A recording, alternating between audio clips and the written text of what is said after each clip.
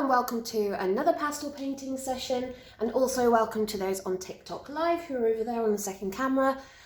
This is a top-down view of a bigger painting, another piece that is 18 by 18 inches. So you can see it's another big piece, and it is similar to the previous piece I did, which was the daisies.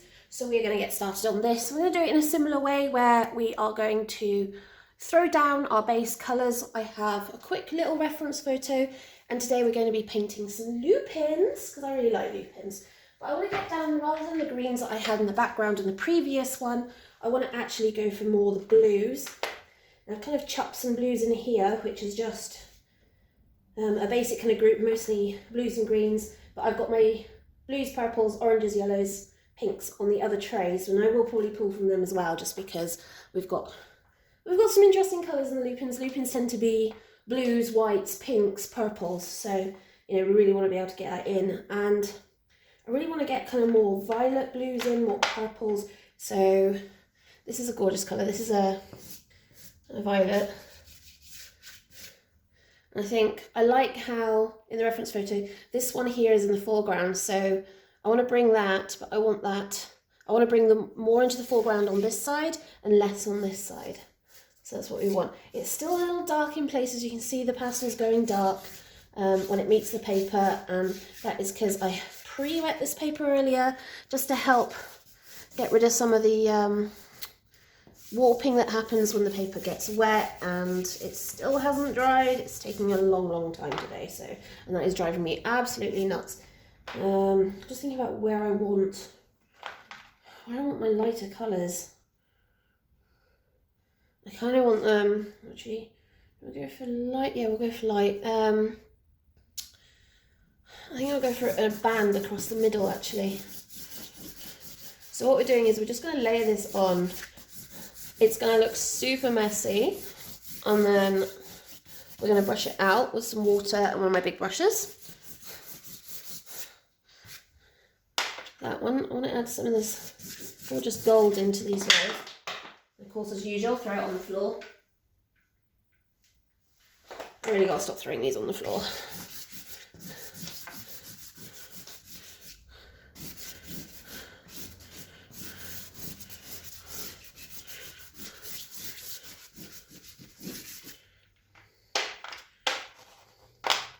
Go back to some of these blues. These will lighten when they dry. This is annoying me already, but never mind. Just because it's still damp.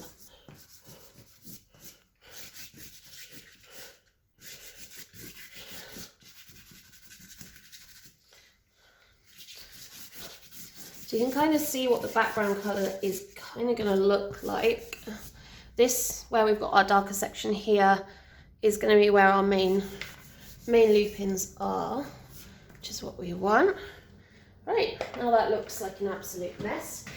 I'm going to go get water and my big brush, and we will just slap this down. No, I'm doing a brush. So this is just a cheap brush from B&Q, which is like a local hardware store. As you can see, it's the most awful quality brush you could get. However, for what I'm doing with this, that's perfectly fine. I'm just going to move power socket out of the way because I don't want to get water everywhere on this one. So you can see straight away it's like, yep.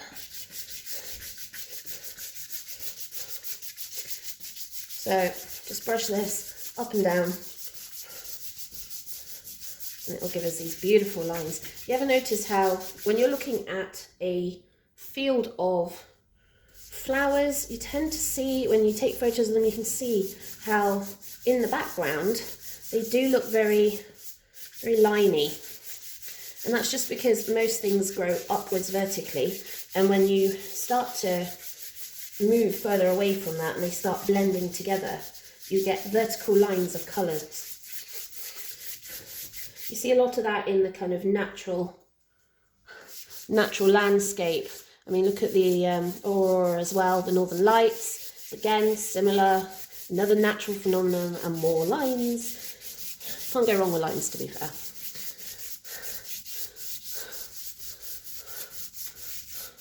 So you can start to see how this is coming together. This is really dark at the moment. Once it's dry, it will be a lot lighter.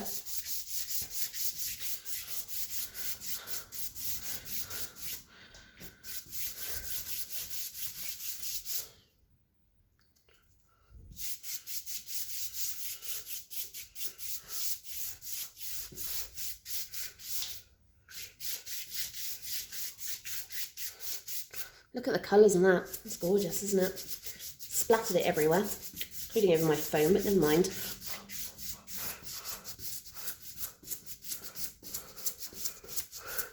I've just literally given up on this tape on the top. It just wouldn't stick to the damp paper. For those that are wondering, I am using the medium of soft pastels, and the paper I am using is Canson Maytense Touch, which is a fine tooth sanded paper. Not quite as fine as, say, something like Clairefontaine Pastel Mat, but it's gritty enough that it can hold absolutely loads of layers. And because I wash most of these layers out, as you'll see as I'll go, you'll see that you can get quite a lot of layers on this stuff. The washing out reduces the amount of pigment, but also pushes it back into the grains, so it allows you to keep building and building and building. You can see as it dries, it's getting lighter and lighter. Now it will look dull at the moment, because obviously we've lost a fair bit of pigment by washing it down, and that's fine. And I'll do probably 2 more washes of pigment over the top of this one, before I then start layering pigment and rubbing it in with my fingers. Now, caveat with this and sanded paper is that you end up with really raw fingers, because it's sanded paper, it's really going to take some of the skin off the more you work with it and rub it with your fingers. There are other ways. You can use foam, you can use cloths, but you risk taking too much of the pastel back off. Something about the oils and the pattern on your fingers, all the little troughs and peaks in the grain of your fingerprint, allow it to push it into the sanded paper better than a lot of synthetic things. So you can see that's looking pretty good. I'm loving the splashes of blue where the blue's coming out. That's not far off being, well, not dry, but mostly dry. Right, let us get some in. I'm probably going to need to put some green in the bottom. I don't want to stray too far from the fact that it is plants, so that's going to be too light. I want something a bit darker. I've got a couple of dark blue greens. We'll add a little bit of this, not too much though. This is where our main plants are over here. Oh, and I've dropped that one as well. Well done.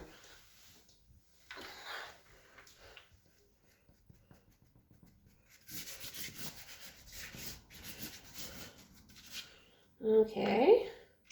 I want something a bit darker, a bit darker, a bit darker, a bit darker. Is this one darker? More neutral rather than darker. This one, oh, there it is. It's a nice dark one. I always like to have a little bit of darkness at the bottom, just to make sure that we're kind of keeping in with our values, our tone values, because you need to be able to bring these plants to the fore, and to do that you need the darker and more saturated colours in the foreground and your lighter, paler colours in the background. You can also do it with cool to warm, so you can do cool in the distance and warm in the foreground. That works as well. Oh. Right, let's go back to this. I could do with a darker purple. I'm wondering,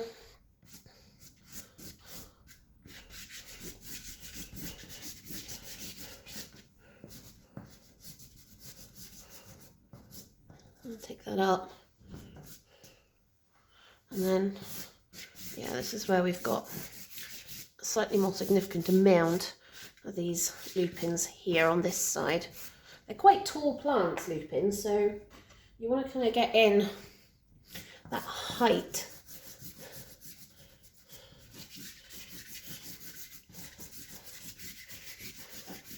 And quite a bit of blue down here.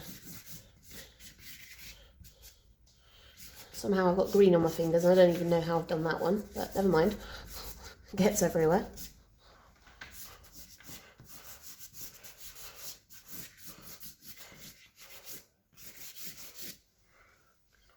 So we're starting to kind of build our shapes in now, you know, looking at where we want what colour. So I want more of the orange, the kind of ochre colour at the bottom, and more of our light yellow at the top, because this is where our band of light is. that goes up.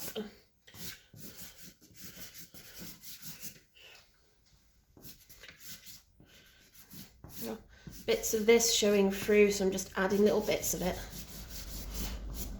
like that. So you see we're starting to kind of build the shape of where we want these flowers to go.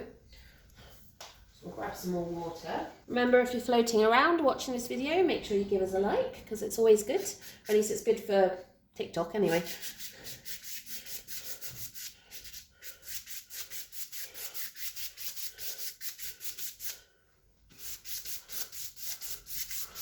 So again, we're keeping these lines, using the brush to give us these beautiful lines going up.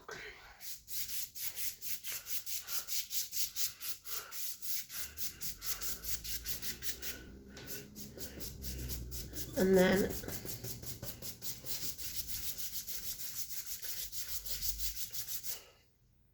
also coming down from the top.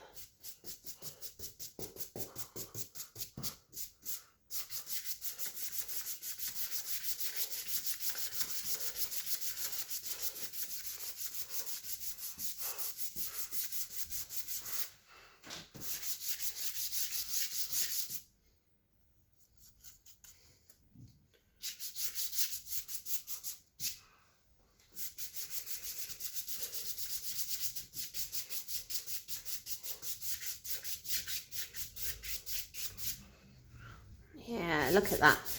Look at the colours coming through. It's just beautiful. Right, let's let that dry. Right, let's see how this is doing. I know you can't probably see it as well as probably want to. I don't know if I can move you guys forward. Have a look, shall we? Knock my tub off. Might be slightly better. You can see all the purples and blues and whites now. Which might be slightly better for you all. Maybe. It is so hard to tell. Right, that's now drying, which is what we want. And pick up some shards of pastel, which is on the floor. Chuck them in.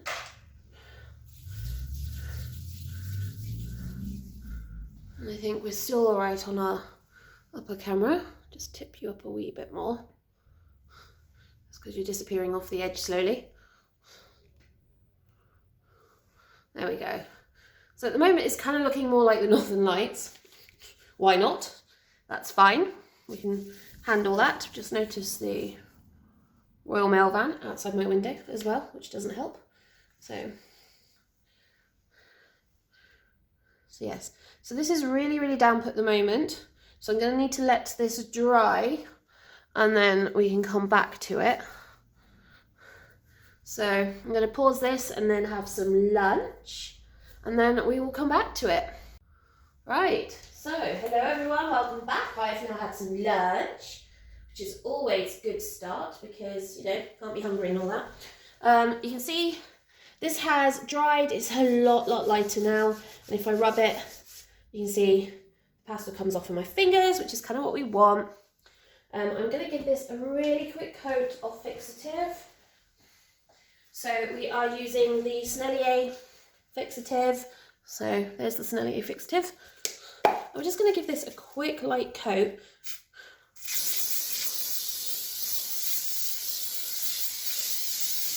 So it will darken it, but it will lighten fairly quickly. And this just helps stop this lot moving around a wee bit because we want to try and keep this as much as we can. And we also need to focus more on our lighter areas, so this area and the purples and bringing in some more of the darks. So probably going to be doing a fair bit of rubbing in at this point. I've got a paper cut on my thumb, it's driving me absolutely bonkers. Right. So, where's my yellow? Right, so there's this one, which is our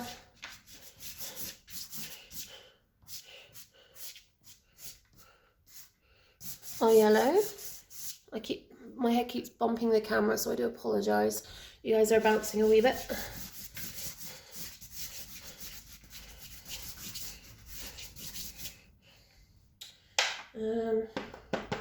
What do I want to add to that? I want to maybe bring some of the blue in. So I've got two blues. This is a lighter one. Doesn't look that light, does it? No. I might have to amend that with a lighter one then.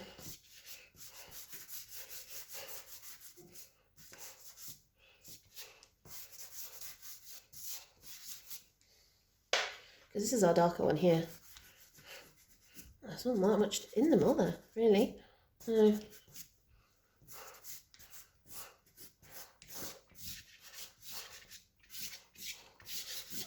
Bring that down there.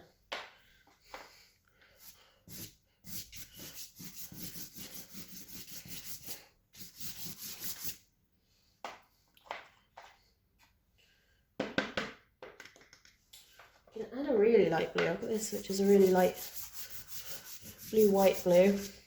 That might help. Just add a bit of that in between the two layers. That should help slightly. Right, let's rub that in. And it's literally just going to be a case of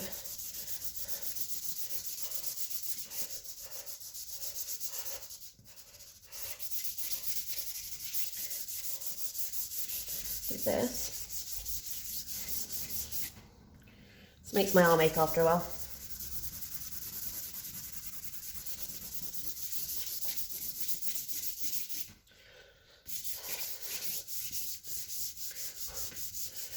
Make sure I get my blue in up here, mixed in with these purples. Ooh, look at that.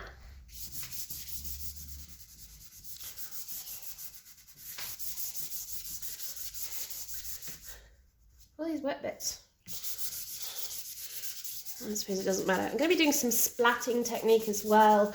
I just want to be able to get some kind of patterning so that it's not just this weird streakiness that's going on in the background, but we get some texture as well, and that will help towards what we're doing. Oh, apart from my arm, which is now aching.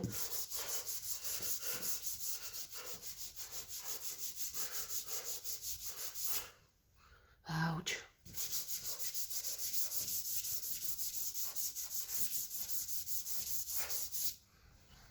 Yeah. Oh, sorry, camera. This is bouncing really badly. Sorry. Probably should make that more secure. Okay, so you can see it is definitely darker down here where we've got the base of our flowers.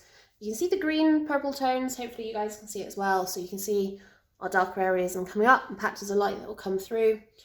Right, let's do some splatting. There's nothing like a good bit of splatting to really get you in the mood.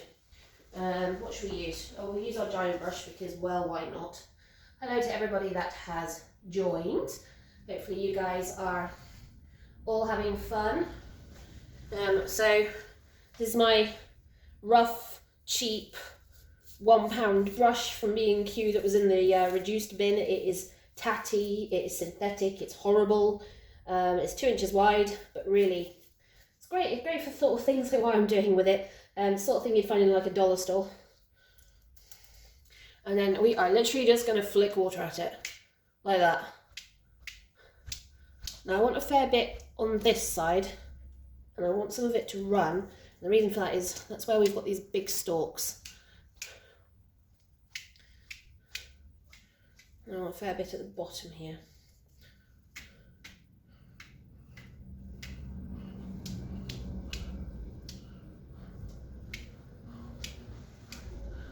Now what will happen is this is mixing with the pastel and it's pulling some of it down, as you can see. The rest of it, it will just sit on that paper, but when it dries, it will have shifted the pigment away from where the water was on the paper, and you will end up with slightly darker marks where all of the water splatters are. And that's what we're kind of looking for.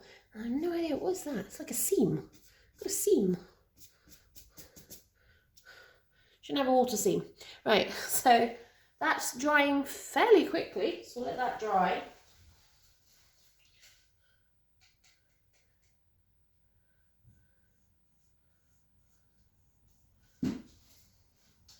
The interesting thing about doing this in Scottish weather is it's pretty cold in the studio at the moment, so that's not really helping with things drying as fast as I want. As I've only got 2 sockets, which I've got the 2 floodlights in, I can't really fire up the heat gun like I did earlier, and I did have to use the heat gun on this. It was yeah, it was needing it. Still wasn't quite as dry as I would like it, but you can start to see now all of this patterning that's coming through as it dries. And look how beautiful and bright that blue is with the light coming through. That looks really, really cool.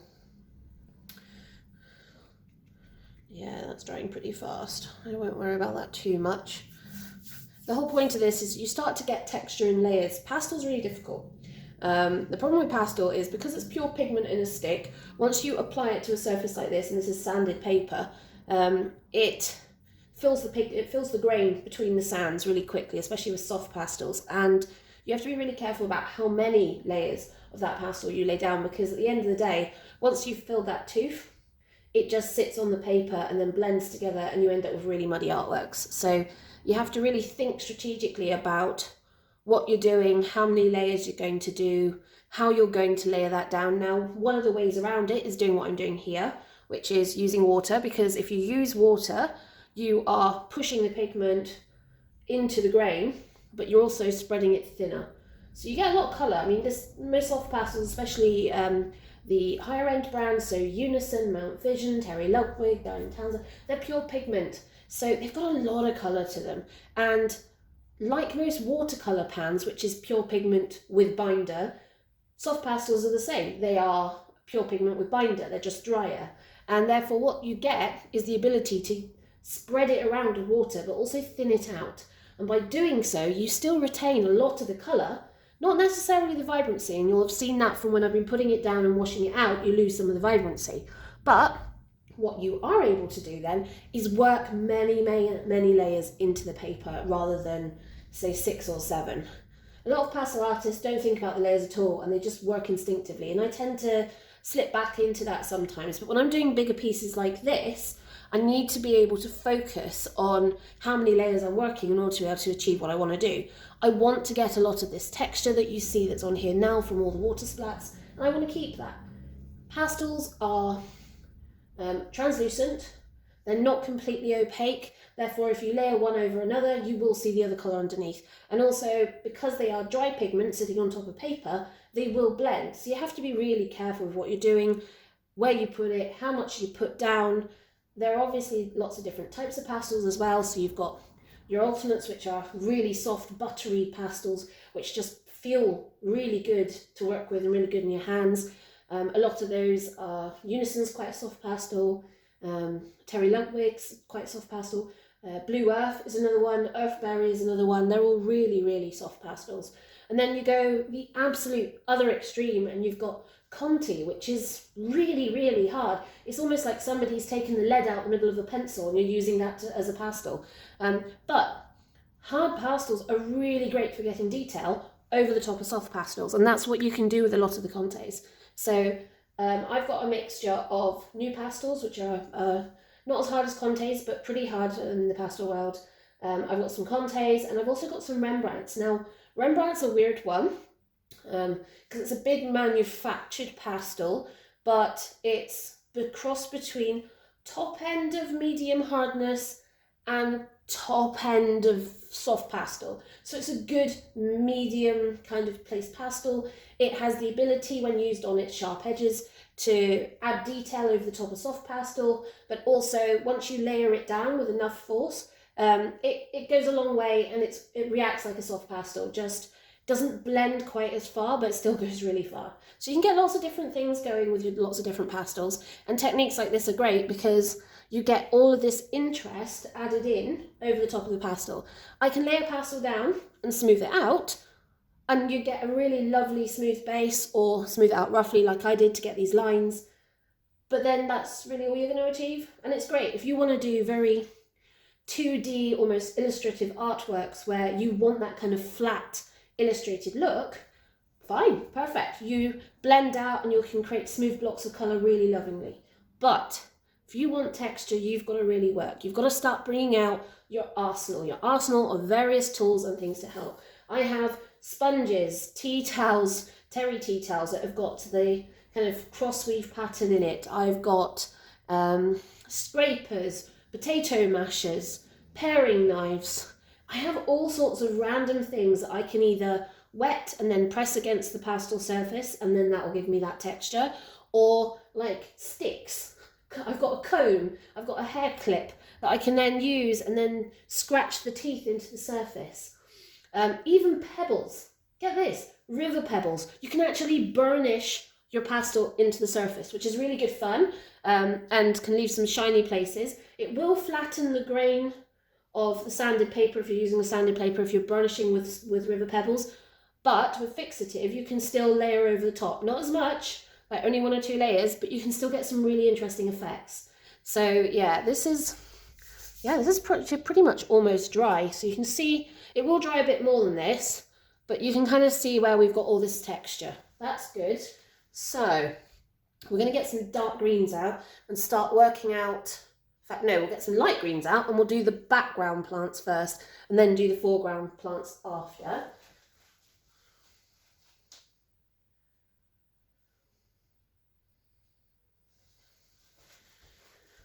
Right, so we want to kind of more neutral colours.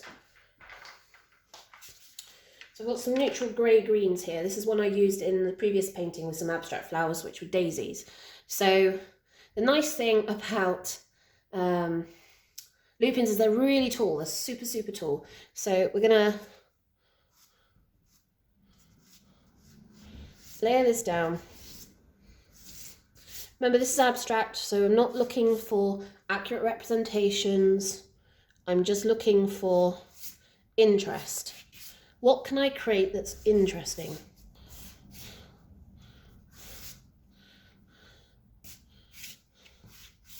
So, and they grow in groups. They're really weird. They're like weeds. So once you got like one bunch started, they spread out, and then the next thing you know, next year, you've got hundreds of them all growing together in a clump. They like to stick together. They're like a little variety. So yeah, you probably can't see much of that green, but that's how we want it. So we want just hints of these in the background. Now, lupin leaves look a bit like a certain drug plant where they've got pointed fingers in different directions. They can be a bit spiky. So I'm just gonna create leaves like that. I need to create smaller ones though.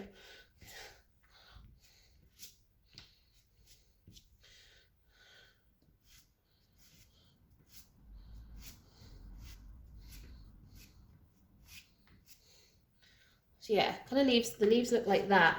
They go quite high up the plant as well. They kind of come fairly close up to the up to where the flowers start on the stems. I want to make sure that some of these actually come all the way down. I'm missing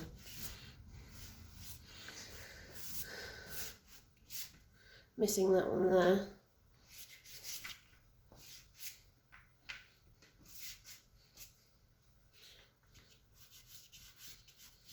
So I'm not really thinking about anything other than what do these leaves look like? How do I create the shape of them? I can literally just go and it looks roughly like one. And that's all I'm interested in. I'm not interested in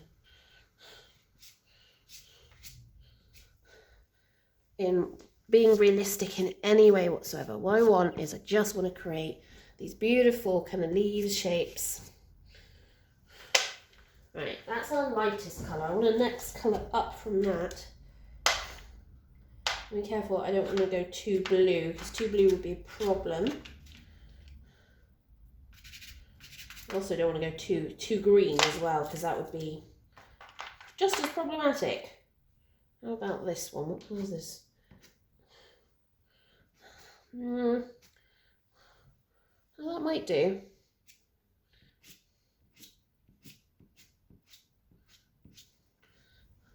So now we're just going to bring in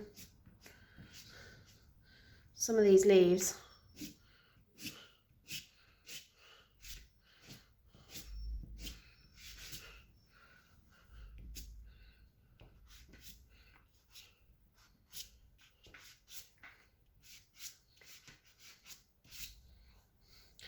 And also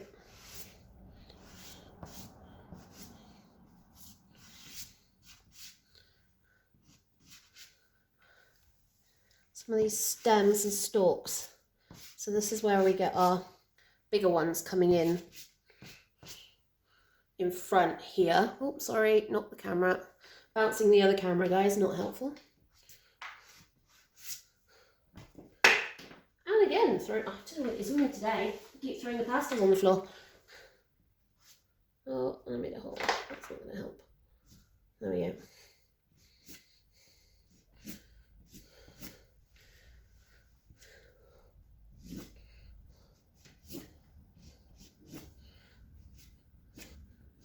You also have to bear in mind, they've got quite thick stalks, lupins. This one is.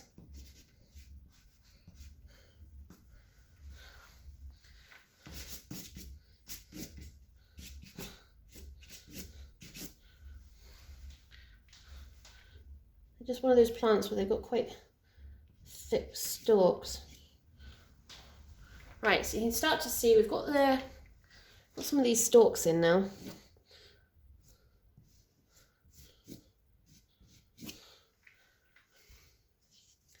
I also want to add, I'm throwing it on the floor again. I should start a tally. See how many times Ginger throws the pastel on the floor. But I want to just add in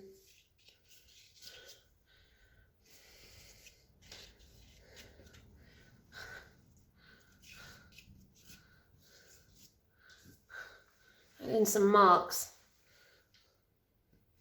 You can hear that the heating's come on, so it's got cold again.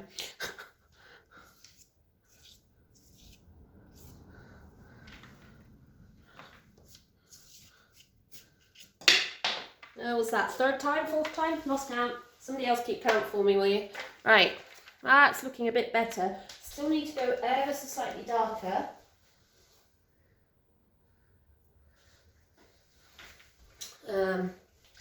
Let's see. Should we bring you guys in for a closer look so you can see? I've got pastel all over my fingers, which is going to really help. Let's just pick you up. Right on the camera. So that's it at the moment. Not the best view, but then it is the tablet's camera, so it's not my phone's camera. And the actual video will go up on YouTube, so you'll be able to see it properly from there. Right. I know I've got this really rich dark green, which is this one.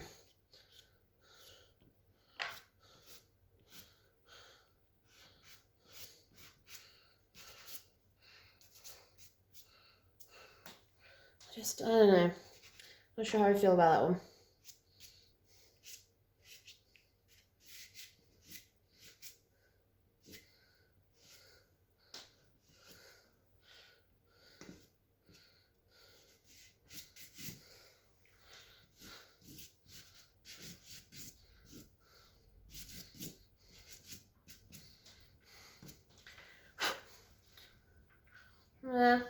It's all right. I think I need to throw a round of fixative down just to give us a bit more stability. Right, back to the fixative, back to our Snellio fixative. I'm just going to give this a quick coat.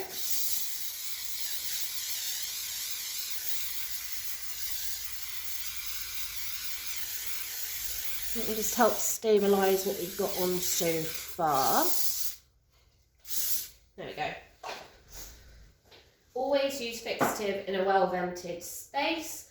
Fixative can get quite potent depending on which one you use. There's a couple of different ones on the market. If you see enough of my videos, you'll know I tend to swap out Snellio fixative for just the cheapest hairspray I can find just in my local shop. And the reason for that is because I feel like fixative is really expensive for what it is, and the problem a lot of people have with fixative is it darkens the painting, and even when it's dry, it doesn't lighten it. It doesn't go back to how it was. The Snellio fixative is good because it does dry and maintain some of the lightness, but at the same time, so does some hairsprays, and sometimes it's just going to be trial and error. Get yourself a piece of sanded paper, put some pastel all over it, mark it out into squares, spray a piece, and then see what happens and see if you can compare. And that's really the only way you're going to be able to see what works best for you. Now, the thing is with hairspray is it's got, most cheap hairsprays got silicone in, which is obviously a plastic, and the more you layer it, the more, what do I say, kind of shiny it fills the tooth and then becomes kind of almost like hard plastic, and therefore it doesn't take pastel on top of it at all. So you have to be really careful with how you're using that sort of stuff.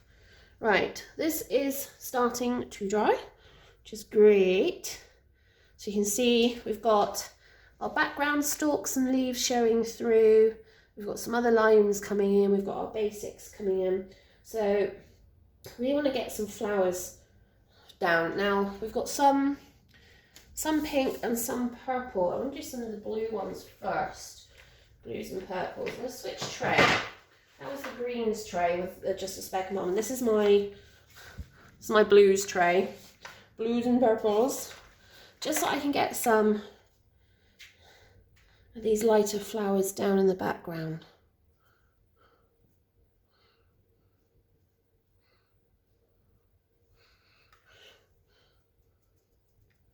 And also probably smooth them out a wee bit, just because they're in the distance. So kind of doing them the wrong way up. I realise that the ones at the top point up. So I'm just kind of making random up marks and then spreading them out a wee bit.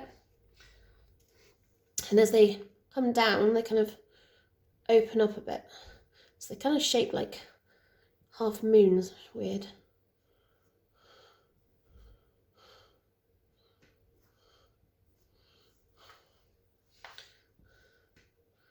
And then they kind of open like that and go like that. Nope.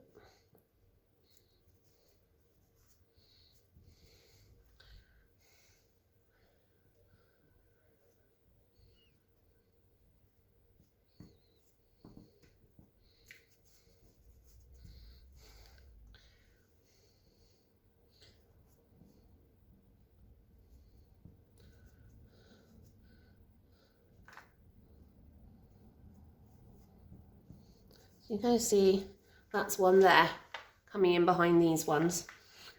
And we'll be adding some more colour. Now as they go down, they kind of get a bit more distance out. I've never really understood why.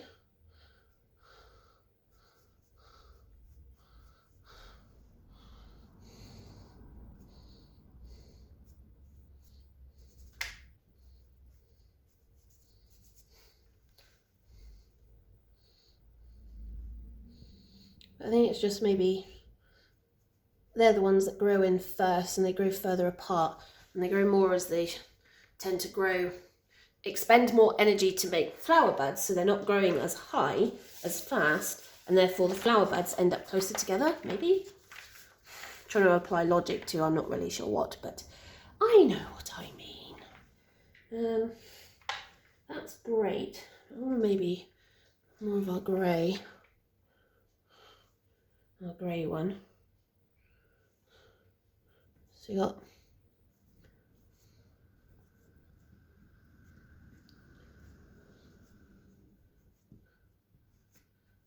so we're literally just making weird triangles going up.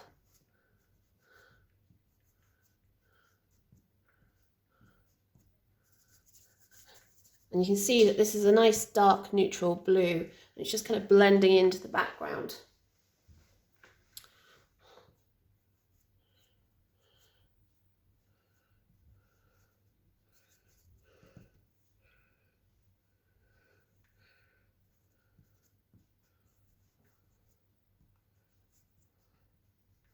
The flowers always die at the bottom first as they go up, so it's always good to see these sorts of things. So yeah, you can see that one. And then there's another one. Do you want this one or do you want a grey? I don't really have a neutral pink. I should probably get myself more of a neutral pink. But I'll use this first.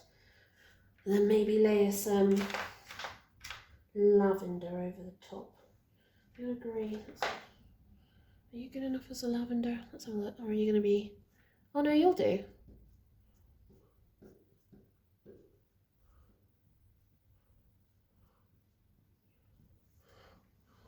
Like that.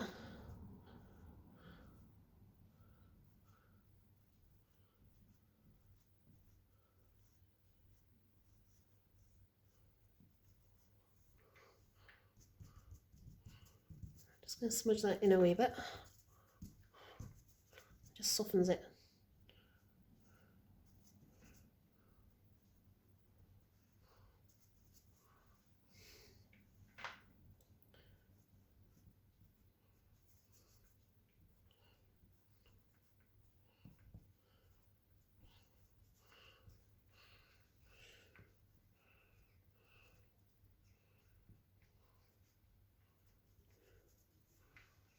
Yeah, so that's a purple one. A purple one here maybe.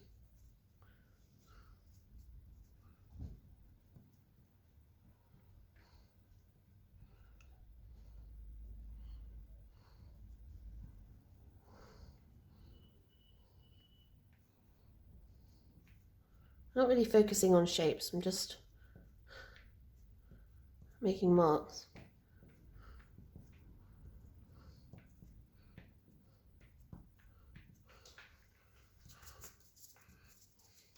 Like that. There we go. So that's another one on that side. And I want to use this one on this one, but I will be putting a brighter colour over the top, so it won't make much difference for the start.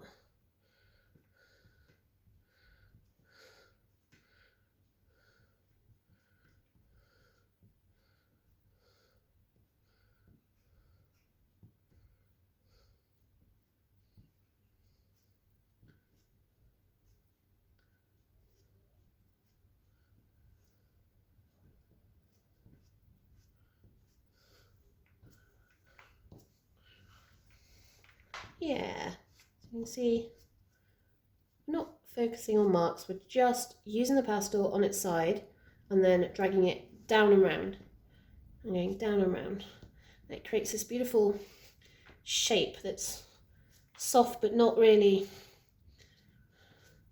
focused on anything, just kind of what you want.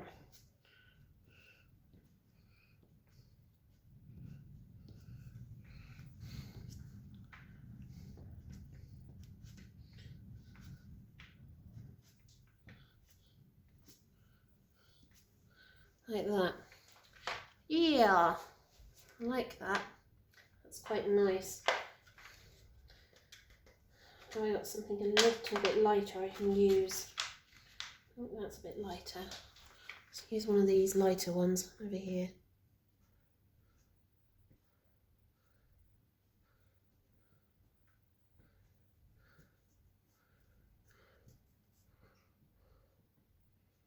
There's not much of a pastel, this one, because I've used it quite a lot and it's pretty well broken, so I'm trying to get it to give me something, not much, as long as it gives me some sort of shape I can use. Remember, these are only representing, it's abstract, impressionistic, it's not here to go, oh, I'm making lupins and they are going to look exactly like lupins. I'm not really into realism as an art form. I absolutely appreciate those that do, because it is a ridiculous amount of work. But I like to be way more kind of expressive. I like to be able to just create. I like to be able to just say, right, well, let's just slap some on and see what we get, you know?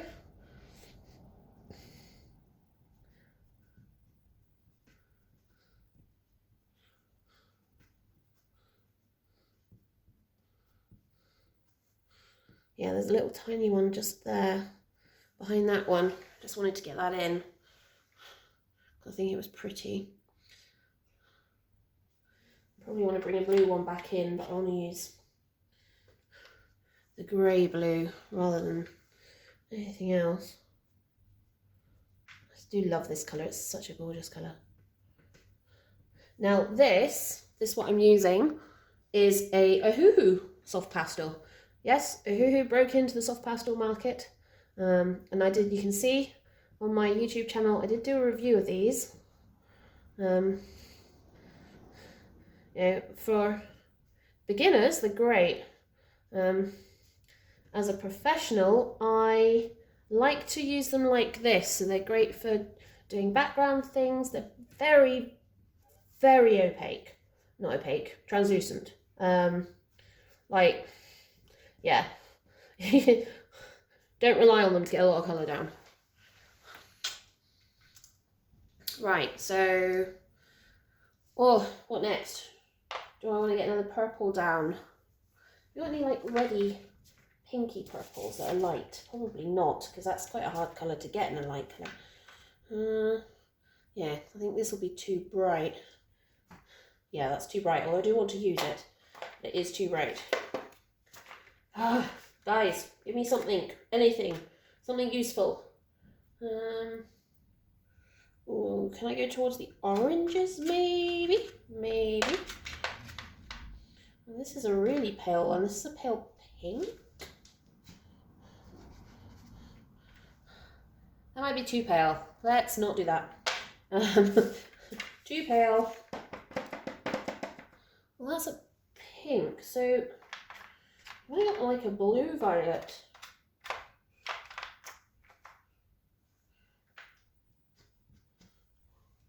It's a slightly different colour. My worry is that it's probably going to be still too light for what I want. See, that's the fun thing is I'm looking for neutrals. I'm trying to use things that are not going to be too... That's a neutral. Is it darker than this? Oh, it is. Oh, I like that. That's more of a pink. I have no idea what pastel this is though, because there's so little of it left.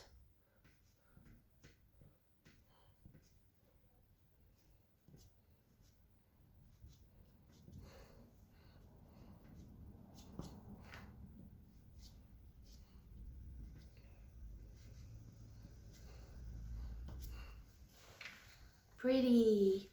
I like that. There's another one. Just trying to think where I put the stem. So there's another stem here. So actually, I'll probably put another one.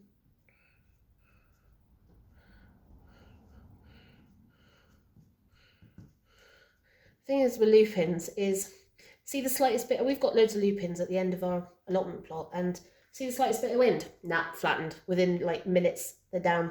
It's like, why? There's another plant, a similar that I'd love to paint as well actually, would be gladioli. I think they're really good as well. And again, like lupins, they need some assistance to stay upright. Okay, right, where's my cloth? Because my fingers are a mess. Oh, sorry guys. Sit.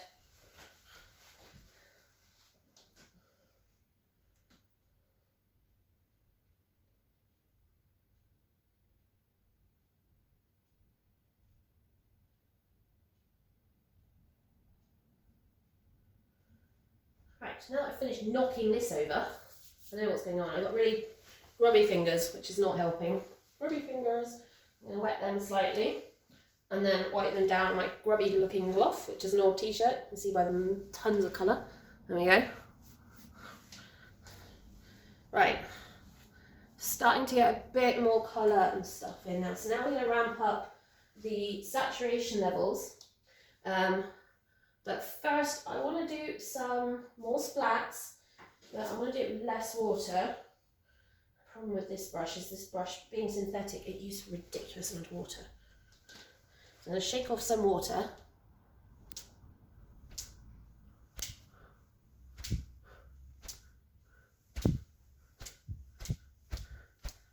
Oh, that's better. Just some light spotting, and that just adds a bit of texture to what we're working on. So that's just splatting a bit of water on, and then that just gives us some texture. It dries really quickly, but because it moves the pigment and pastel away from the water once it's on the surface, it leaves darker and lighter spots, which is really what you want, because we just want to keep adding in those textures, keep adding in those layers. How are we doing? We're doing not bad, really, all things considered. I'm supposed to also be doing Inktober this year as well. However, my cat decided to play with my glass dip pen and knocked it off the table and broke it into quite a few parts. So, courtesy of my cat, I am waiting on Amazon and my new glass dip pen. And hopefully then I can get started. So for those that aren't aware, Inktober is basically a month celebrating inking and illustration, and it encourages you via 31 prompts to draw for, well, ink draw for 31 days. And today's prompt is backpack. So looking forward to I've got some ideas on what I want to do. So I'll create a couple of TikTok and YouTube shorts, I think, for the Inktober stuff. I don't really, it can get dull. I love them, don't get me wrong, and I love seeing other people do them, but they can be a bit long when you're watching somebody draw rather than somebody paint in, say, something like this, where you get to throw brushes around and stuff. So you can be a bit more expressive when you're doing things like this, so this is great. But with drawing, I would probably bore the hell out of you also. We won't do that. We will stick to keeping Inktober as some shorts. So you can see all this patterning that's now happening across here. If I apply pastel now, while it's still wet, it will grab more pastel than what I'm putting down on the paper in where it's damp. And what you end up is with bits where you've got really saturated spots of pastel, which is great if you want that effect, but is then really hard to go back on because it just wrecks the tooth of the paper by overfilling it. So you have to be really careful about that sort of thing. So this is looking, this is looking really, really good. I'm just going to soften that slightly, and that one as well. Just annoying me, they're so bright. So I'm just using the cloth, and you can see it's coming off on the cloth there. So I'm just using it to take some off.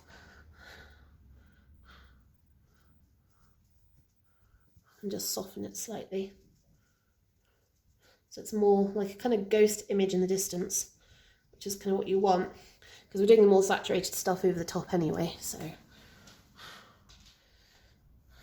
Yes, come on, hurry up and dry, hurry up and dry. And for those that can say, you can use a heat gun, blah, blah, blah. Yeah, I know. However, I only have 2 sockets, and I've got a floodlight in one and a floodlight in the other. And if I take the floodlights out, it'll be too dark, because it's Scotland, so it's dark all the time. Most of the time. No, all the time. It's Scotland. It's dark. That's what we do. It's how it is here. Cold, dark and grey, which is what today's been. It was sunny the other day when I went out and sketched, but now it's currently not. It's just grey and cold. I think today we're hitting a high of 6 degrees in the Highlands. Go us! And there's snow on the hills. Well, there's snow on the mountains, not necessarily on the hills, but there is snow out there. Don't you worry, it's coming. I don't quite live high enough that we get the first snows. And last year we got barely any snow at all. And at the moment the rivers are really low. Obviously we've had flooding in England. There's been flooding and hurricanes elsewhere.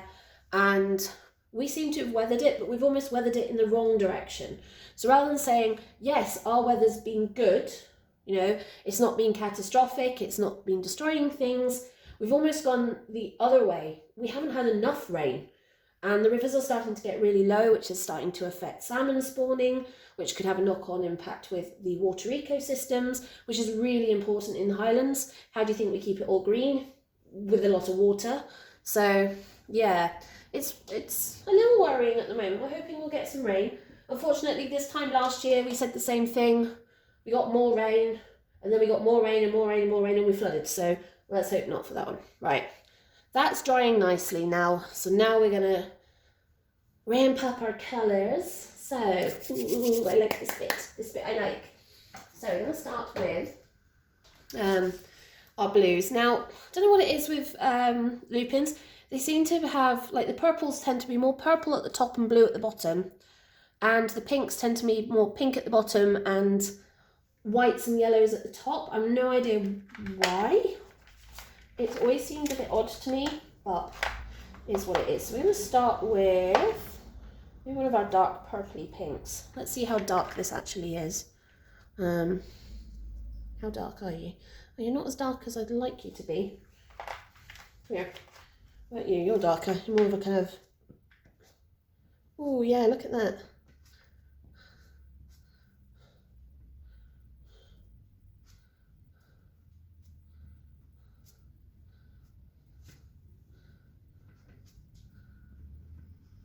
That's a nice dark colour, isn't it? I like that. I like that a lot. Right, let's continue that in our endeavours upwards. Now we are layering it over the top of this purple. Oh, motorbikes are out in force, it seems. We're just adding dark tone. We're still trying to keep these slight curves, the weird shaped petals. They are weird shaped petals. They're not like foxgloves, which are nice kind of trumpet shapes pointing down. No, no, no, no. Lupins have to have teapot shaped petals that point up. Because, you know, why not? Seemed like a good idea at the time, supposedly. And yes, I am doing the dark all the way up this one. I wouldn't worry. Probably add some more fixative shortly as well, so that the softest colours will go on easier. Right, so that's some of our darker tones gone in. I like that, that's lovely. Right, I want the same on this one. This is not a great pastel. What type is this? This isn't a Mount Vision, or is it? This is. I think this is a Mount Vision or a Snellier. It's very, let's say crumbly, but it's dry. It feels really dry.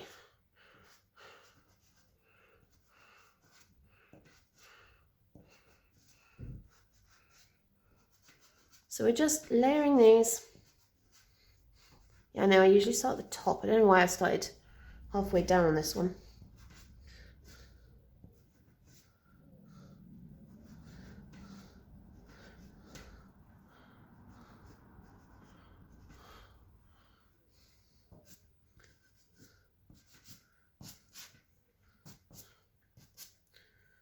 A little bit of red in there. It was annoying me. Felt the need.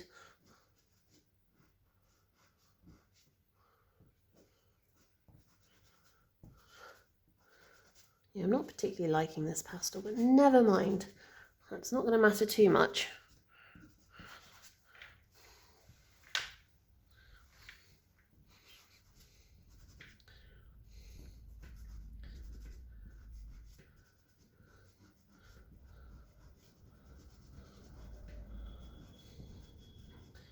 You can see as they go up, they kind of curve in more and more until we get right to the top where they're literally just loads of little really tight buds together. Like that.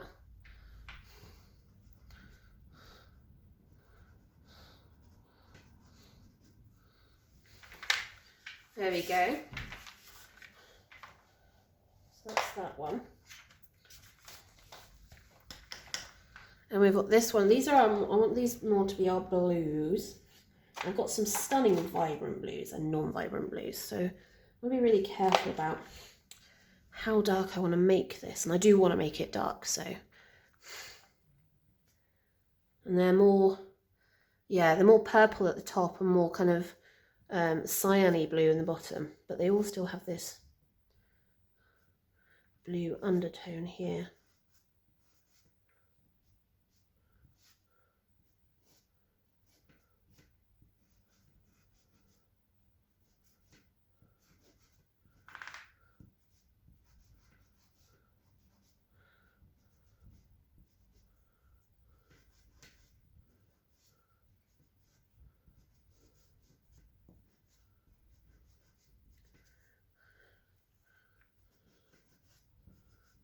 I love the stage of the painting. You're not quite sure if it's looking like a mess, a not mess, whether it's fine, whether you've made a mistake or what. It just looks like, what on earth are you doing? Which is fine.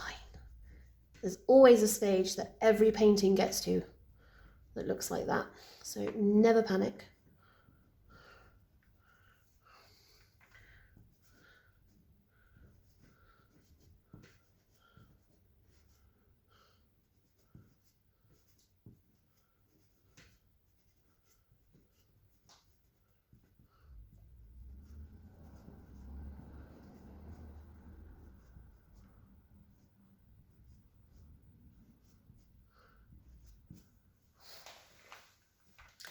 Yeah, like that. I kind of open this up a bit more so it's a bit more rounded down there. What are we thinking? What are we thinking? Thinking, yes, this tray is heavy.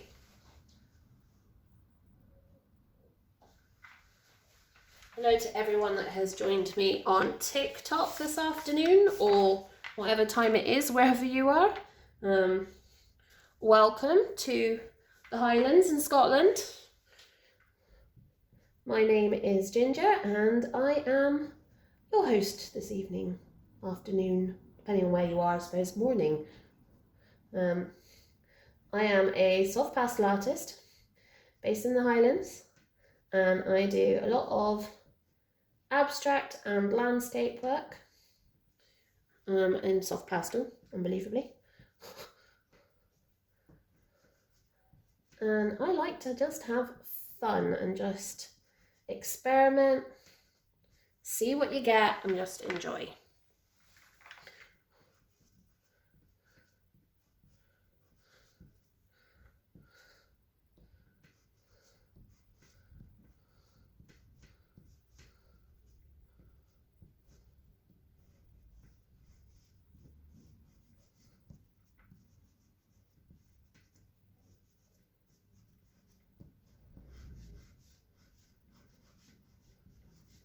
Also watching out for my Amazon delivery out the window as well, because he's running late. Hey, Mr. Amazon, where have you gone?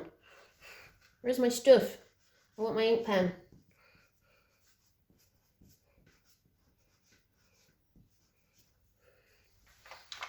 Okay, so that's the dark blues. Right, so I want a dark purple. It isn't the red, this colour. It needs to be more of a purple. Like a, what am I saying? Purple. What am I on about? Jeez, girl, come on. I want more of a blue purple than a pink purple. Now I have this tiny fragment of a blue earth pastel. I really need to replace this. This is all I've got. It's such a tiny amount. It's almost sad. So I don't know what I can do with this, because it's literally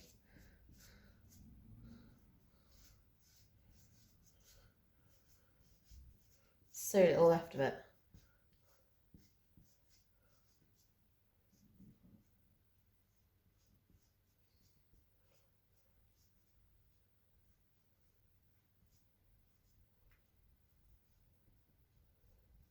Well, I'm just about hanging on to it with my fingertips.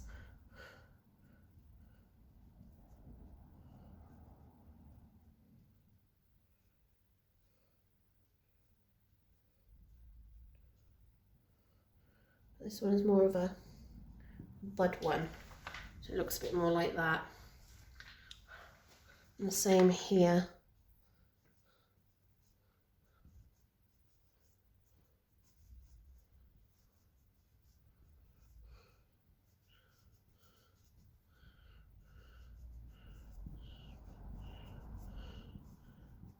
So I'm literally just kind of dabbing it and spreading it. I know roughly the shape that I'm looking for, which is these curved kind of teapot banana shapes. So there we go. How's that looking? That's starting to look like we have some opens. That's what we're after.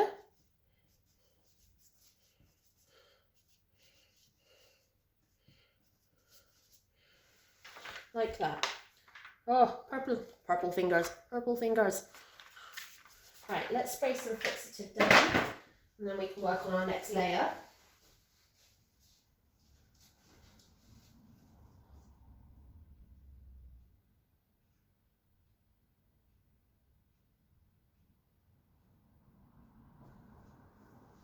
TikTok's getting annoyed with me, trying to make sure I'm still actually alive.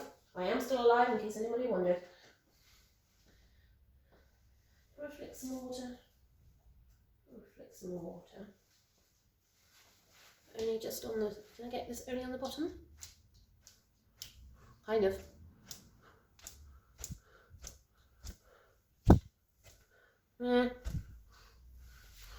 Not quite where I want it. Try again.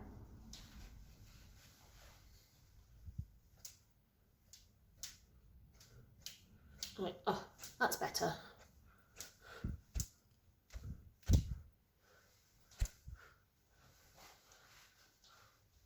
Right, let's spray some fixative. Let's all breathe in loads of fumes. I haven't got much of this left either. Oh God, I need to go and buy some more hairspray. Right, I'm going to put a fair old coating on this. I don't want this to move too much while I'm working on it.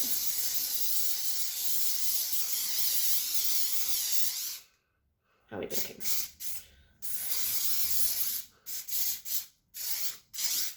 Right, leave that for a minute. You'll see how fast that dries. It is pretty quick.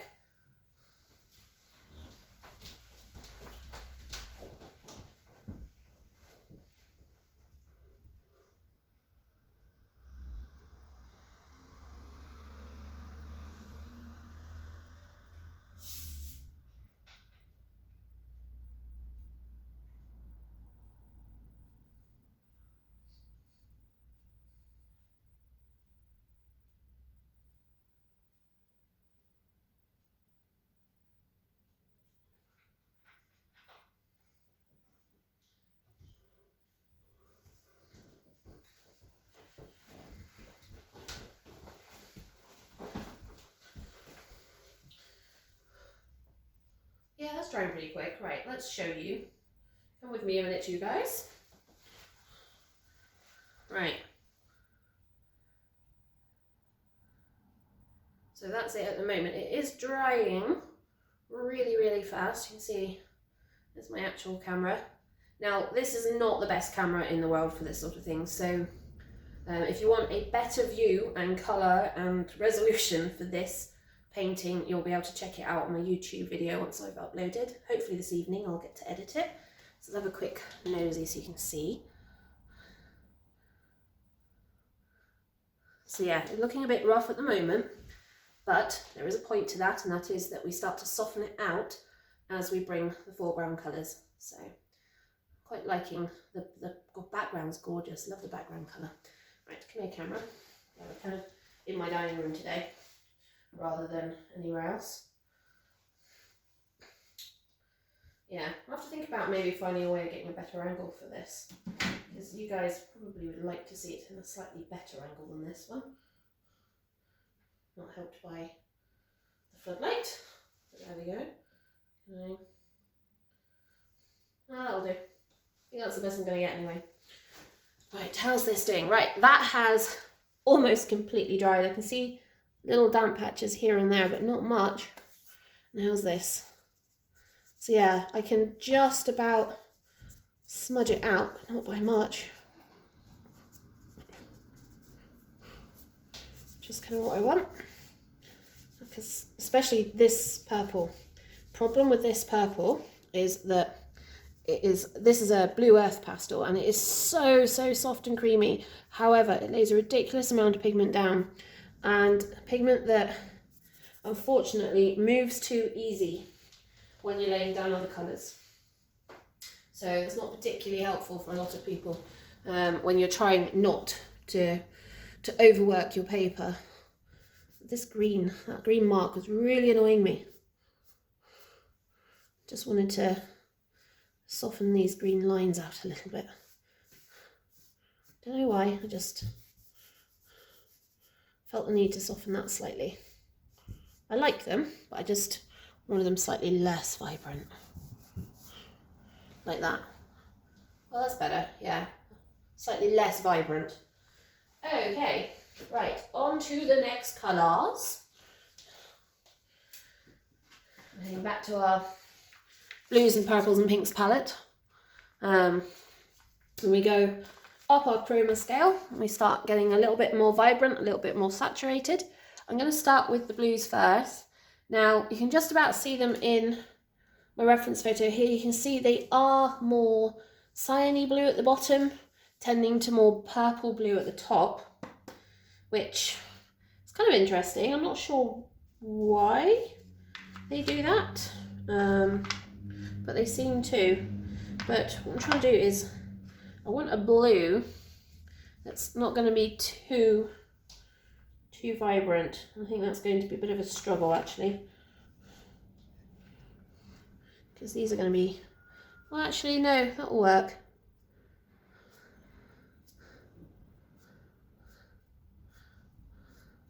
So we just focus it on the top edge and then drag in for each one of the petals.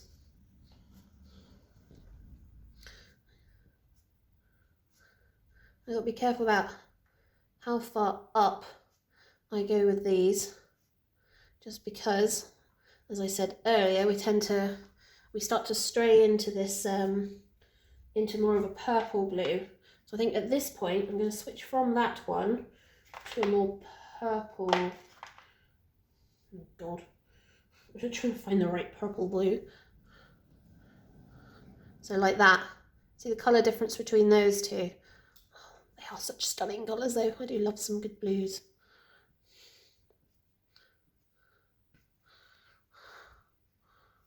So add some to these, just because there is a little bit.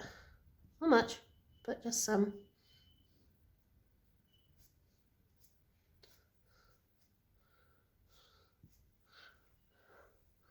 As we go up. And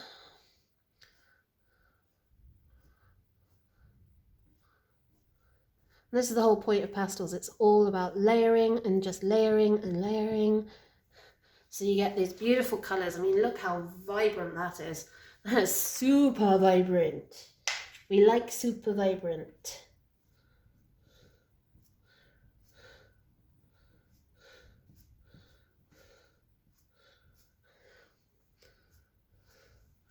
Oh, that's beautiful. That's just, those two colours are just gorgeous. I'm going to do the same on this one. So just taking it from where the tip is and dragging it in, because it's darker at the bottom, closest to the stem. And again, we're just keeping our marks really loose. We're just touching it at the top and then dragging it down in an arc, down and in. Same again, down and in. And that just gives us these beautiful tones and marks.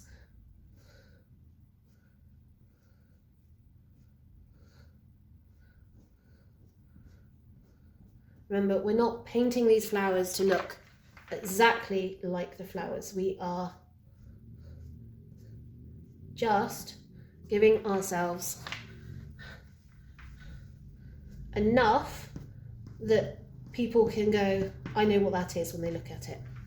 And that's the fun thing actually about Impressionism and Expressionism, is that the human mind is very, very good at being able to fill in the gaps and just go, I know what that is. It is from even the smallest amount of detail, or even no detail at all, just a blocky shape. I could draw a blocky shape of a cat and say to you, what is that? And you say, it's a cat. It would have no details. I could draw you just the side outline, so just an ear, one side of its face and down the body, and you'd be able to tell me that's a cat with just a single line. And that's what's so great about this sort of art, and how it can really pull all this together. So now we're going to work on this one, which is more of, yeah, we're going to keep that with the red. We're going to make this the paler. This is the blue pink, blue purple. So it's more of our violet colour. Oh, nice vibrant. Is that a nice vibrant? It's not really a nice vibrant violet, is it? No. No, I just picked up the same one twice. I think we're just going to have to go with... I don't really have a dark violet. I think that's the problem. So we're going to go for more of a pink one.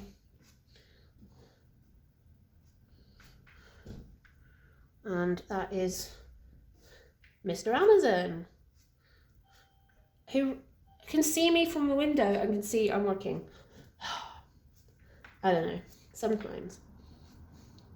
That's it, dude, just leave it in the porch. Good man.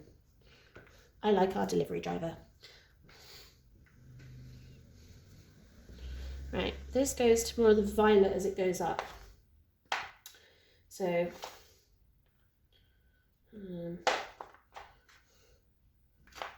think about what sort of violet I want to go, like this violet. Yeah, so this gets kind of more violet as it goes up.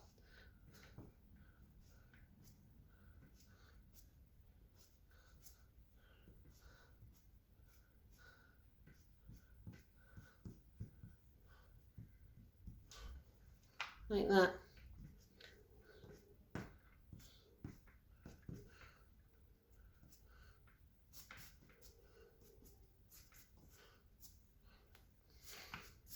Just adding little bits of this here and there. I quite like just adding just little reflections of the colours sometimes around. Ooh, yes, we're getting there. Right, back to this one. Another nasty colour. Thinking, what direction do I want to go in? This one. This is a really dark burgundy kind of colour. This is another Blue Earth pastel. I can tell almost immediately as soon as I picked it up. I was like, oh yeah, it's a Blue Earth, and it feels lovely because it's such a gorgeously soft pastel. And as we go up, we go more into the kind of pinks, like that. This is a unison. Is this a unison? Yeah, this is a unison.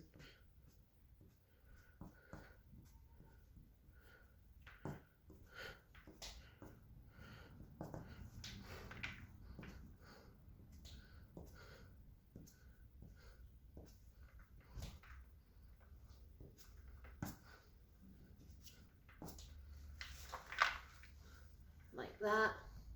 How vibrant some of these are. They're just, this is what I like about soft pastels, is you can go super vibrant way too easily.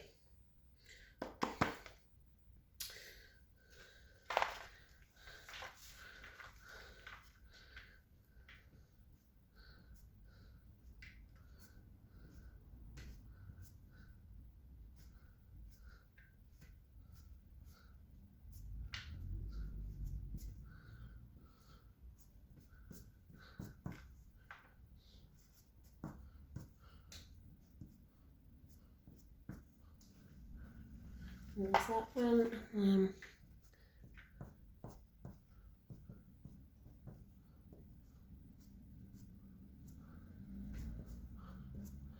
So I'm literally just touching the pastel to the paper,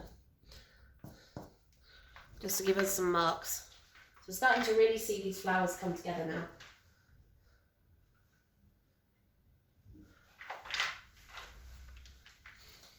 And this one, I'm going to go down more the pinky purple route.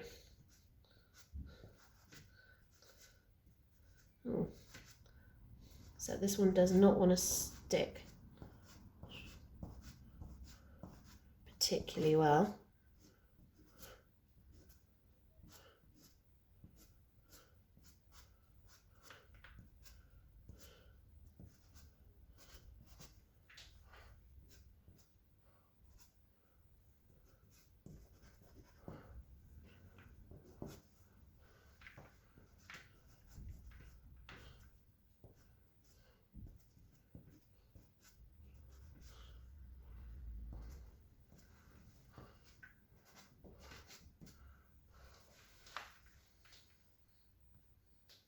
Okay, right, now we're going to get some of our lightest colours down. Do I want to spray them first? I might want to spray them first. Just give them one more coat of fixative. I do not have much, in fact I've almost gotten zero of it in. So it's literally going to be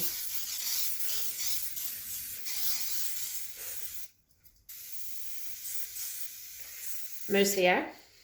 A little bit spit. Yeah, it's just enough though.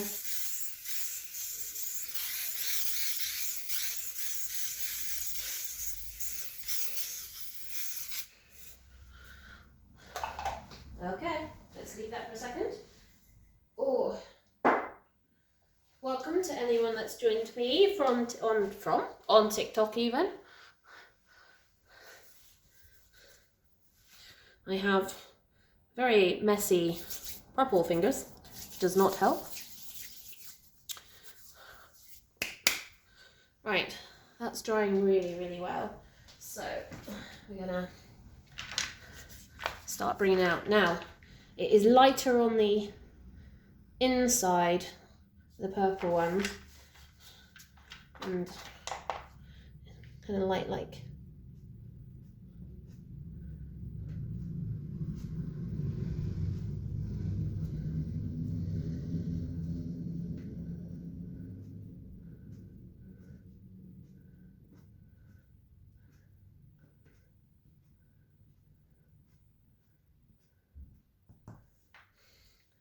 that.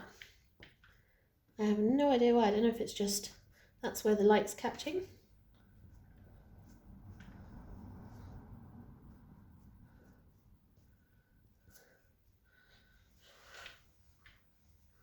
And now the sunlight's coming in, I can't see anything. That's kind of classic.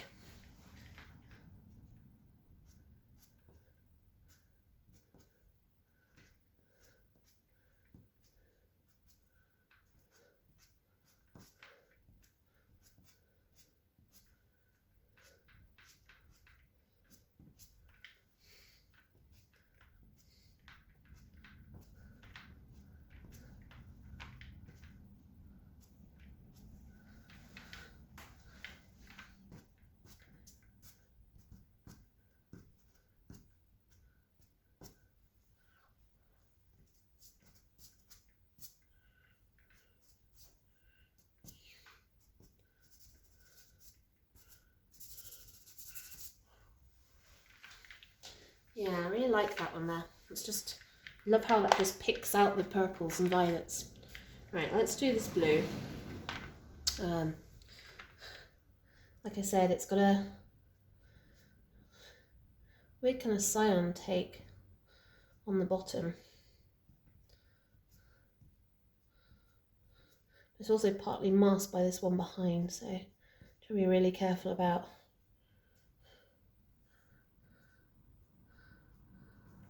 the colours there, because we then go into more of the blue, which is this kind of blue. So we go into the kind of purple blues.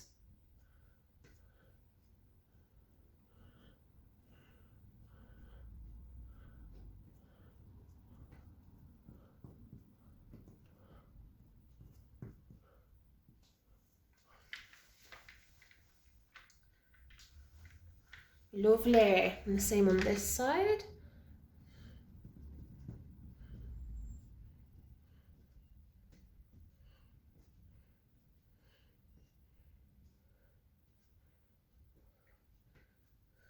Putting out the inside edge of each petal and then just dragging it in.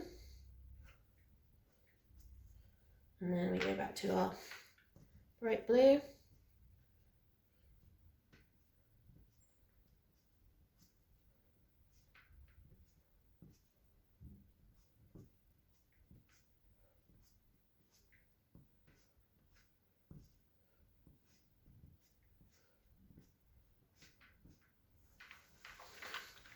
Like that. Oh, we are getting there. We are getting there. Right, now we've got our darkest. So we've got this one, which is our more pink one. Yeah, I'm trying to work out how bright we want to go. This is quite a bright pink. I don't know if it's bright enough. Yeah, that's the same. So look, see. Oh, it's bright enough for the bottom.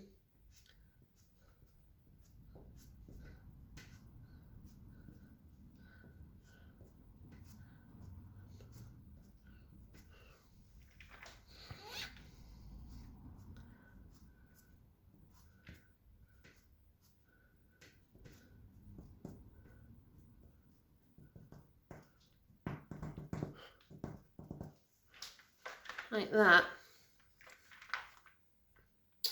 it does need to be lighter again. I can work out where all my light pinks have gone. I think they're in the, over here, in my other tray. So this is my tray with my yellows, orange and reds in. At the end of it, it has some pinks. And I think it kind of needs this. It needs this brighter kind of peachy colour.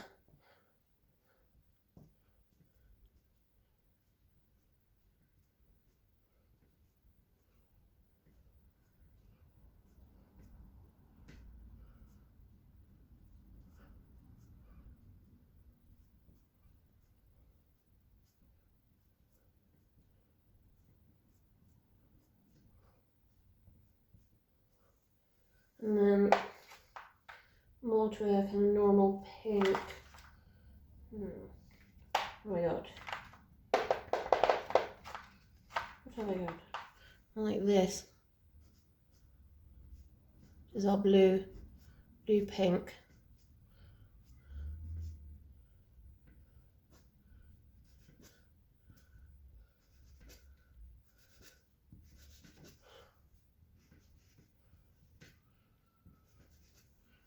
Like that.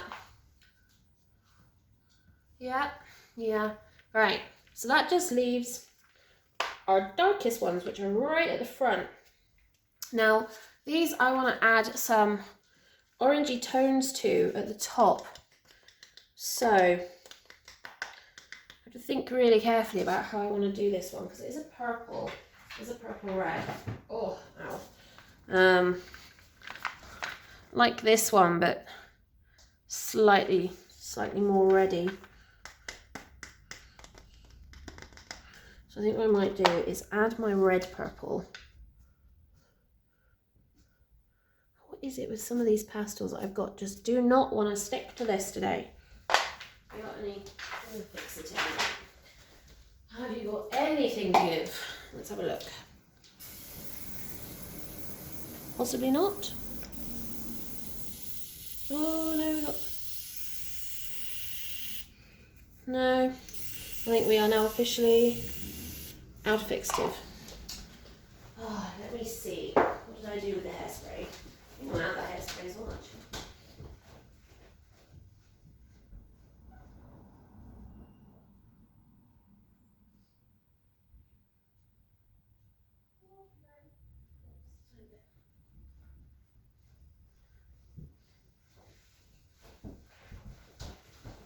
I am in luck. I have a tiny amount of the hairspray left, which is great.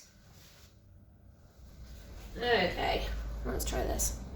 This will darken it though, so be really careful about.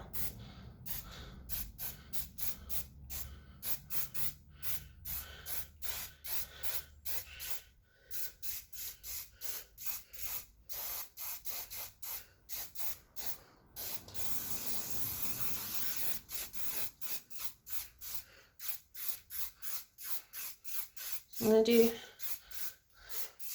bit of that at the bottom, which should help.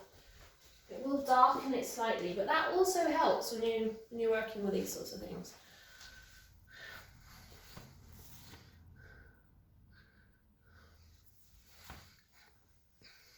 Almost what I'm thinking, actually, I might go more of the paler pink violets, just because I've put the tray down and now I can't remember where I put it, which is not helpful. Just because I like those tones in this painting, and I'm worried that if I go too orange, I'm gonna pull away too much from the actual colour tones that I like. So I might do a full 60 reverse on this and go back to being just some of the purples, which might work. Let's have a look.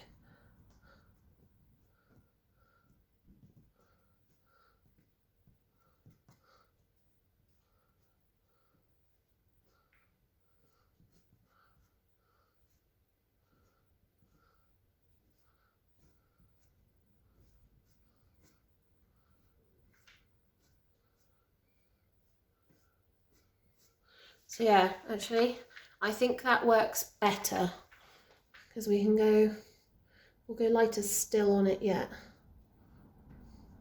can hear the heating's just kicked in. It's getting cold again.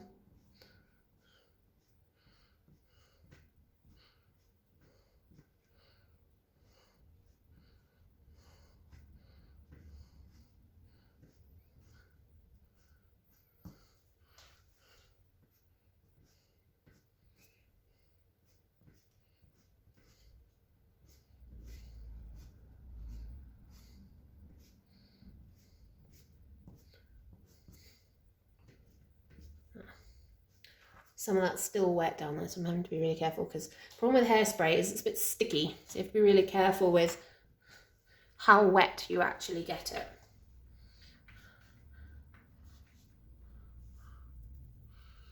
Now, I'll probably take the cloth and soften some of this. I like to kind of just push some things back into the distance.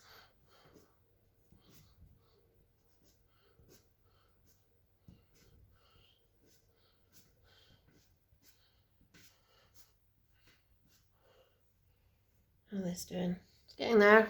Come on, dry faster.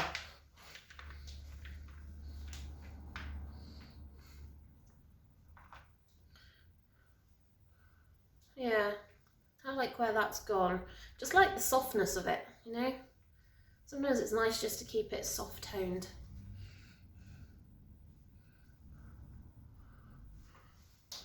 Right, this one's a bit better.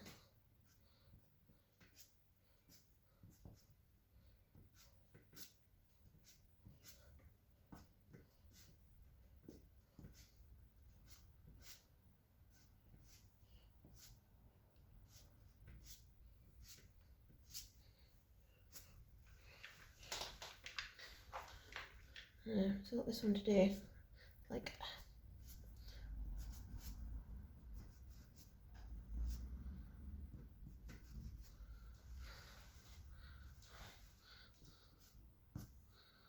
that. Right, okay, so there's that one, and then on top of that I want to go pale violet. What have I got? I need something that's pretty soft. How's that? Will this work? Ooh, that works.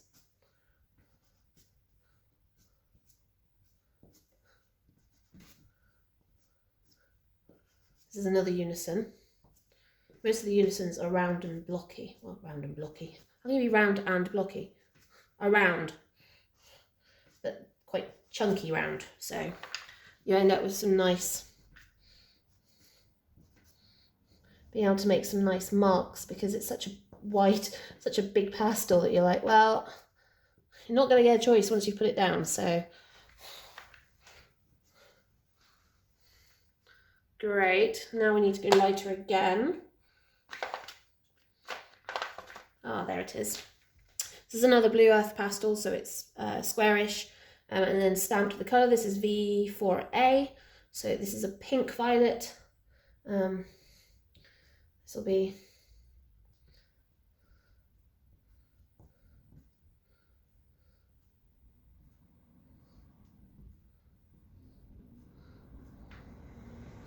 pretty soft, so I have to be careful about where I touch the paper, because it literally just gets everywhere like that. I don't really get much choice in the matter sometimes.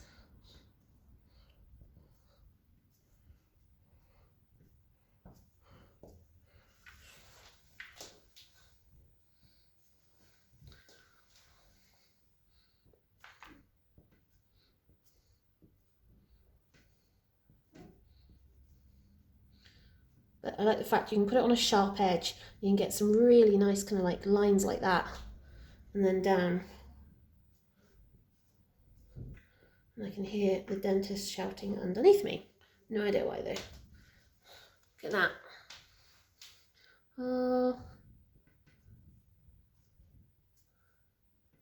Day of the week am I on? Tuesday. I don't know what day of the week I'm on anymore.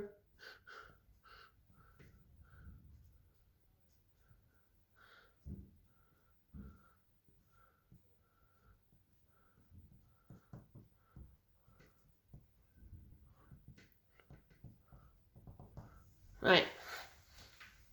Look at that. Gorgeous as that.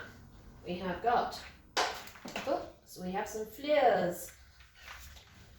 Now, I really want to do some more speckling. I just want to do it really lightly.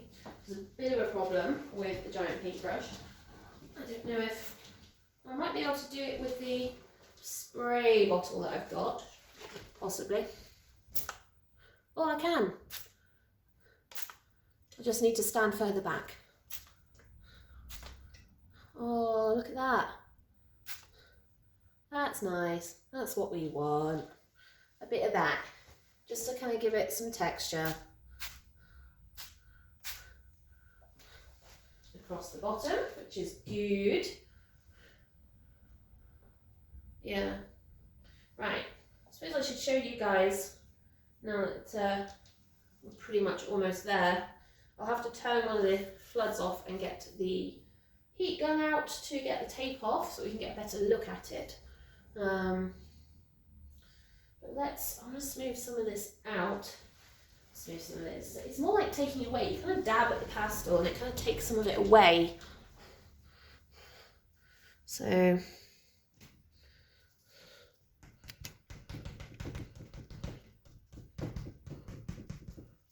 that's what I want, just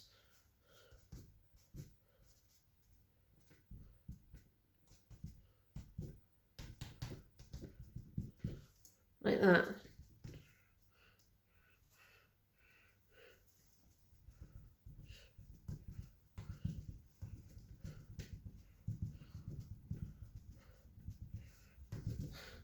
Just softens the edges slightly so that it's not so harsh.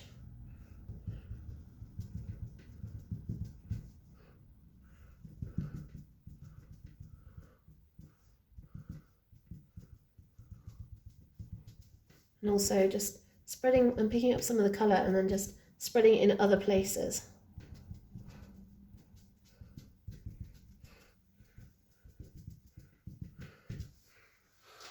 Like that. That's nicer. Just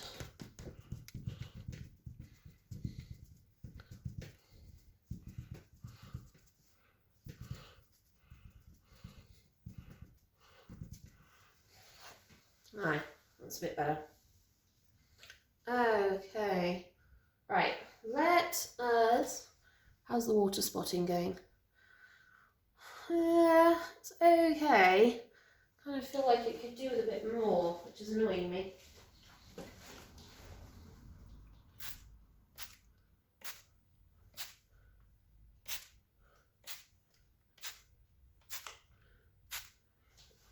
Let's leave it at that. We'll see how that goes.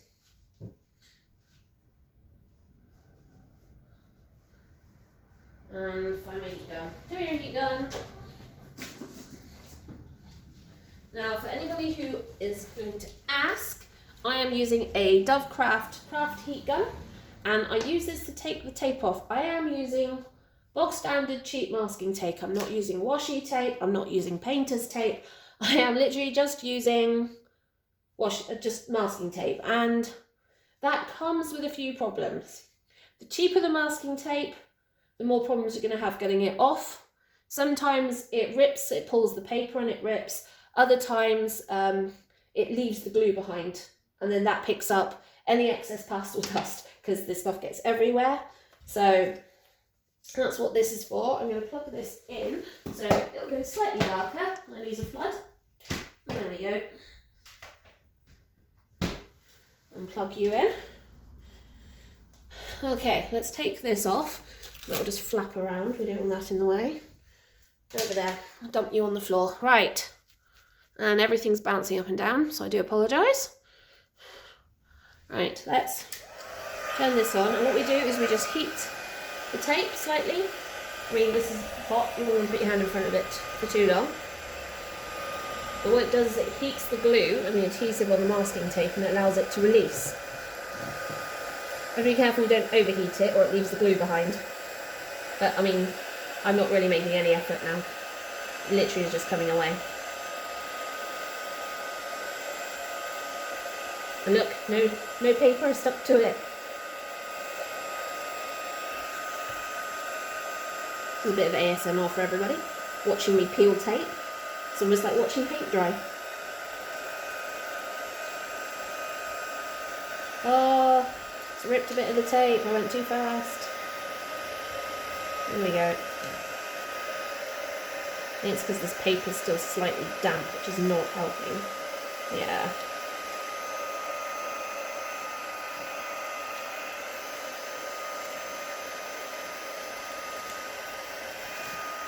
One side. Let's do the other.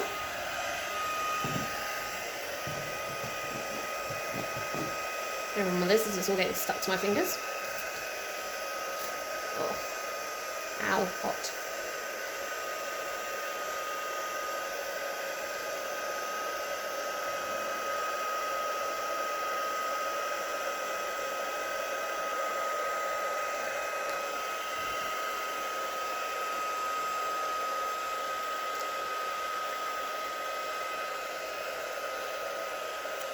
This is bowing out now that I'm trying to take this off.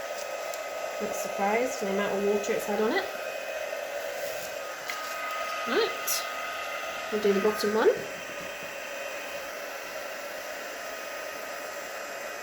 This is a cut piece of May 10th Touch. The piece is 70 by 50, I think, the sheets that come in, and I've just taken a couple of inches off so I could square it up to create this.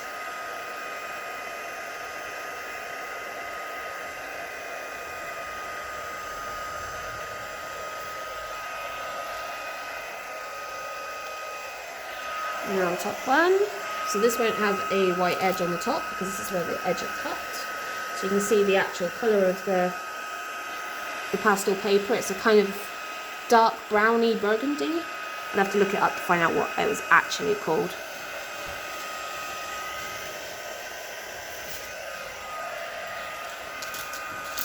Right, let's turn this noisy thing off. Okay, everybody. That is it done. I feel like I need to add something. I feel like I need to make one of them just slightly more vibrant, like light.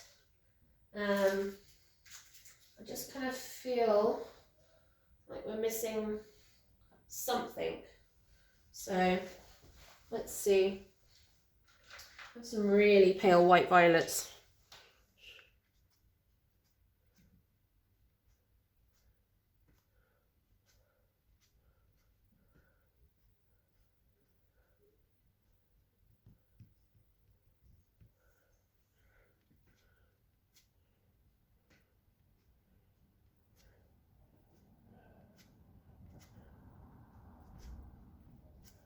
Is that what we needed? Something like that, maybe.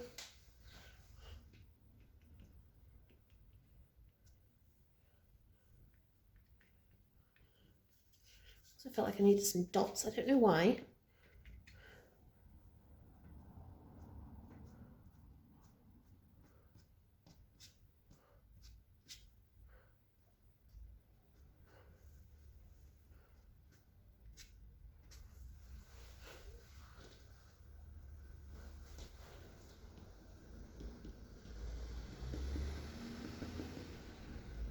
I just felt like just needed something just to add the atmosphere. And there was a lot of atmosphere. It's not a great reference photo, so, but that's what allows you to kind of play.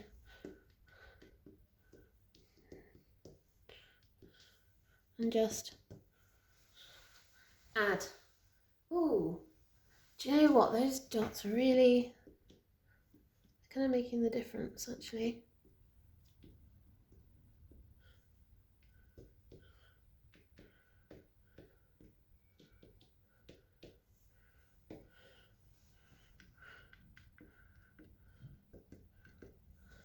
They're just like little spots of light dancing across the page. Quite like that.